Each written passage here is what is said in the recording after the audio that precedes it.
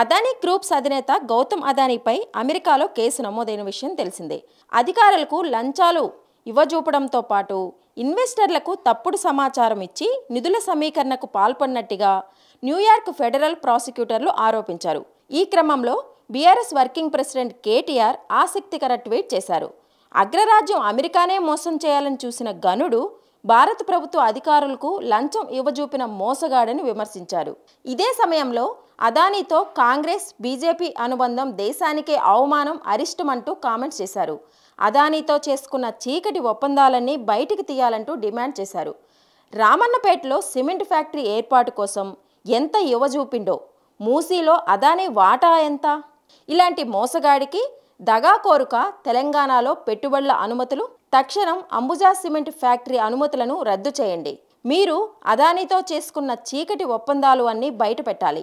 తెలంగాణ ఆస్తులను కొల్లగొట్టే మీ కుయుక్తులలో మీ బడేబాయ్ వాటా ఎంత?